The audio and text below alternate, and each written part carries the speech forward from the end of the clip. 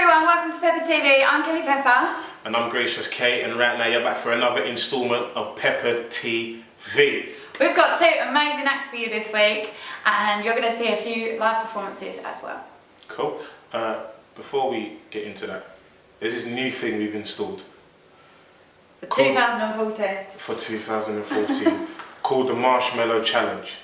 Basically, the Marshmallow Challenge simply is stuff as many marshmallows in your mouth under the time limit of 30 seconds. And because everyone keeps complaining that they don't know what it means and they don't know how to do it, even though that was straightforward, I'm the mug that's volunteered to be the first one to take out the challenge. Are you up for it? No, but apparently... Right, okay, we've come prepared. I've got all the marshmallows ready. So... Are you ready to go? Have we got 30 seconds ready to go? Not really, so...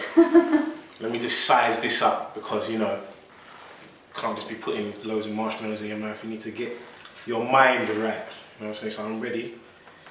And obviously everyone else home is ready to watch me mug myself, so let's go. On your marks, get set, go! Right, 1, 2, 3, 4, 5, 6, 7, 8, 9. Oh, it's so good. 10, 11, 12, 13, 14, 15. Are you done? Is this nearly done? Can you feel any more? 16, 16. 30 seconds. Right, 30 seconds, that's it. Okay, whilst Gracious sorts himself out, I'm going to introduce the first act. Our first act today is a 16-year-old afrobeat star making massive waves in the music industry. Her name is Zafi B. Hey everyone, Pepper TV here, and I'm on the sofa with Zafi B. How are you today? I'm good, thanks. You? Yeah, I'm very good, thank you. Right, so you're only 16 and you're making big waves already on the afrobeat music scene. Yeah. Tell me about what you've been up to. Basically, a couple months ago, I decided to go into the music industry and I made my new single #1, which I'm very proud of in the Afrobeat genre. So yeah, I've been working on new songs since then. So yeah. So literally just 2 months ago you decided to go for it and you've made all this big impact so far. Right. What influenced you to go for it then? Basically, I go to Sylvian Theatre School every Saturday. I've been in Holby City, Doctor Who, Oliver Twist the Musical in the West End. So ever since a young age, I've had the help of music and drama in my life, from my parents, from Sylvia. So I just thought music has always been a part of me, so I might as well just go into it and not waste a technique that I have and I can pursue a dream in. So yeah, definitely. It's a wasted talent, exactly, isn't it? Yeah. Exactly. Okay, so why did you choose to go for the Afrobeat style? Well, obviously I'm from Ghana, so Afrobeats has always been inside of me. I love the beats it has, and I just thought it's not really my kind of thing to do pop music. I feel more better me doing Afrobeats, more of African genre. So me going to Afrobeats is more what I feel comfortable and what I like to do. So. Yeah, well you've got to be true to yourself. Exactly. So, okay, and your single #1 was released last month. Right. There's a video for it. Right. Talk us through the video. My video is now been on YouTube. I filmed at Sylvian Theatre School, obviously where I go. It was a very, very big thing for me because I finally done a video shoot. Been my dream to do a video. I've finally done it. So I've been 16 as well, which is a big thing as well. So yeah, I shooted it in Sylvian with my friends and everything. So yeah, I enjoyed it. So what's the theme of the song and the video? And what's the message? Well, basically, it's the theme of me looking at a boy and deciding that he's my #1, that he's my everything. Okay. So he's basically my #1, like a fairy tale. Yeah. So not based on a true story then, if you said fairy tale. No, it's not a true story. It's just a little theme going through, a little fairy tale, imagination kind of thing. Okay, that's cool. Yeah. Nice to dream, right? So what have you got coming up over the next few months and the next year then for 2014? Well, obviously I'm going to be in the studio more, doing more songs with different producers, going to get a different kind of hearing of the same kind of music. Okay. And hopefully I'll create my new album, which I'm very looking forward to. And I just want to get my album out, which I'm so thrilled for. So yeah. Okay, brilliant. Well, we're going to take a quick look at the video now. Here we go.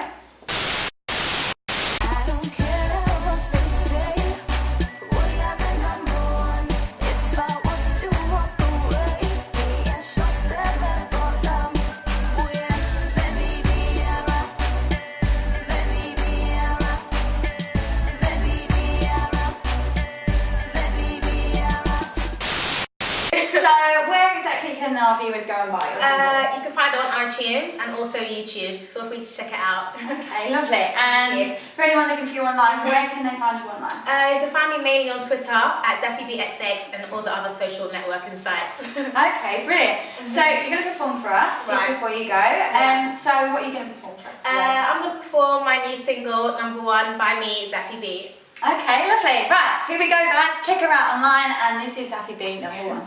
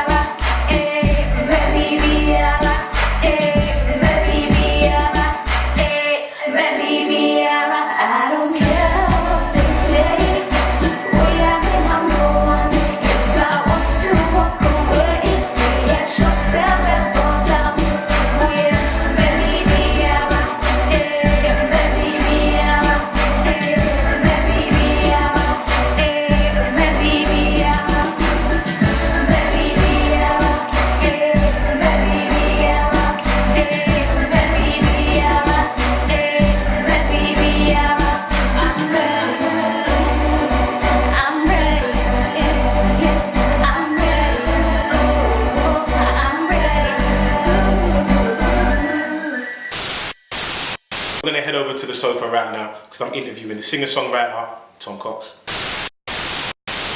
What's going on, people? Right now I'm sitting down with the ever so talented Mr. Tom Cox, and welcome to Pepper TV. Thank you very much. So, tell us a bit about yourself for the people who don't know. So I'm a singer-songwriter. I've been living in Norwich most of my life. I've been in London for 3 years now.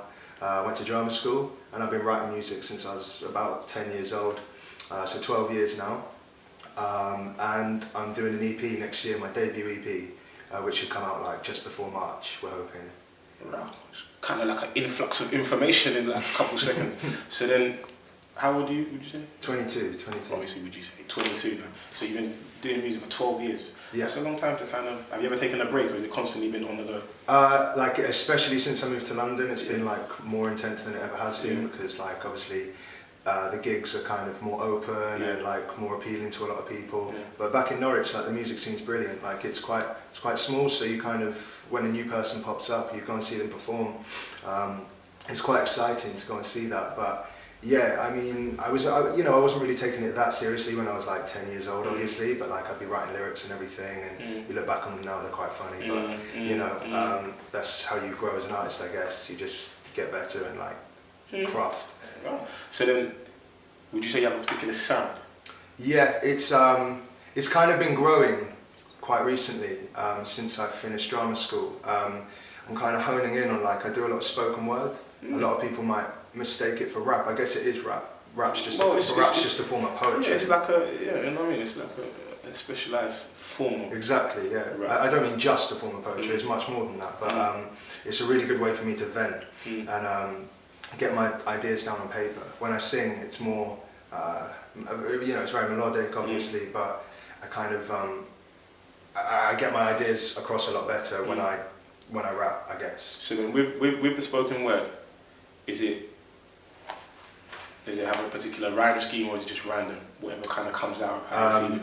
Well, yeah, this song that I'm going to play, The Collection, that took me like 4 years to write, and then it took like 2 days to actually write it. So it took 4 years to kind of pluck the courage to put all the thoughts together, and then 2 days to kind of formulate it into a song, I guess. And then the other ones, I've got a song called Lately, and that's kind of about, you know, past relationships and everything. And on the EP, we're releasing a free track at the end. It's going to be about 9-10 minutes long.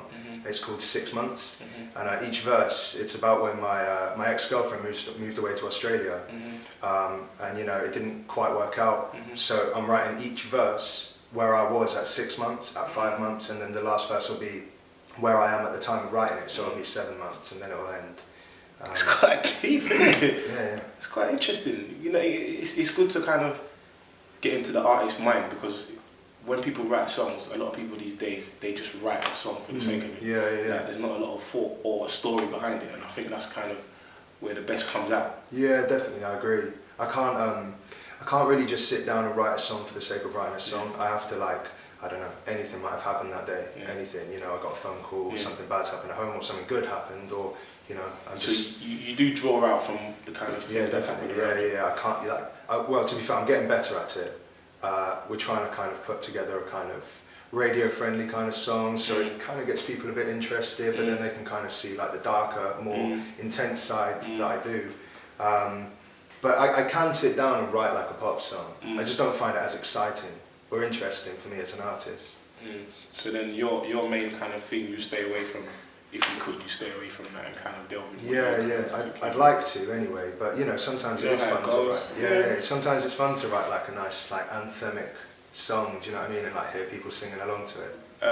People who don't know where to find you, is there anything on YouTube or Twitter, Instagram, anything like that? I'm on Twitter at Coxy Sound, and then facebook.com/Tom Cox Music.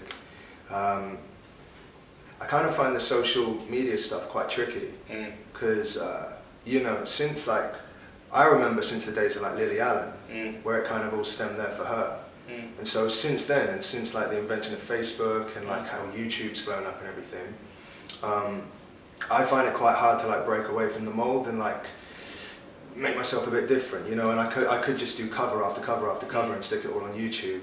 And I probably should, to be perfectly honest. You can do a few, but at the same time, you got to stick with what makes you you, you know? Yeah, definitely. So I mean, yeah, I'm always on there, like always promoting and everything. But you have to get out there and you have to play and you have to release stuff to, like, for people to actually get really engaged. Most definitely. You heard it there, people. Where you can find him, what he's been doing. Do you have a set release date for the EP? We're looking to do it before March the 5th, before my birthday, because I'm looking to kind of you know, do show BBC Introducing, all those kind of people stuff, and you know, before the summer season, so I can maybe get some festivals and things. Okay, well, this has been very interesting, and you know, thank you for enlightening me. Man. Thank you. It's been good. Before we sign in and sign up, there's something I need to ask, if you'd be up for doing. Yeah. We have this thing called the Marshmallow Challenge. Okay. Don't worry about the name, but basically, it's a game where you try and stuff as many marshmallows in your mouth, and then we keep a score. Nice. I've done it. I can't tell you how many I got, because then obviously, you know, it's going to be problems. But then, are you up for trying? Yeah, definitely. Can we have the marshmallows, please? Right, are you ready for this? For everyone, Yeah, this is, you know, I'll pop them down next then. this is Kelly Pepper, obviously, as it says up there. So, we have roughly quite a few marshmallows left. Yep. And then we need theme music, you know. I'm gonna do some theme music. Alright, you ready? Here we go. Me first or you first? I've done mine. Oh, is it just me? I've done mine. Right. I've been sick already. It's up to you. Okay, right. 1, 2. That wasn't 3, but he's cheating. Right,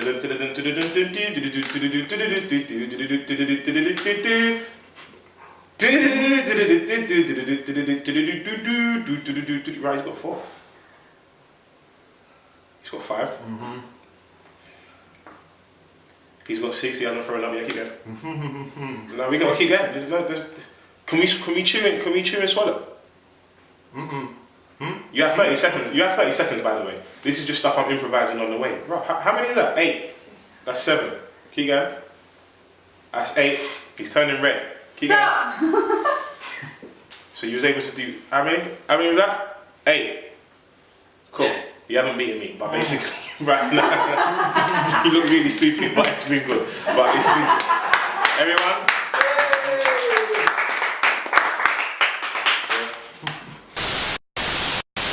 Right, okay, that's it for another episode of Pepper TV. Big thank you to Zafi B and to Tom Cox for stopping down today. And don't forget, you can catch Pepper TV on the first Wednesday of every month with more of that good stuff, open mics, performances, and marshmallow challenges. I can't wait for the marshmallow challenges. Okay, but before we go today, here's an explosive performance for us. It's Tom Cox.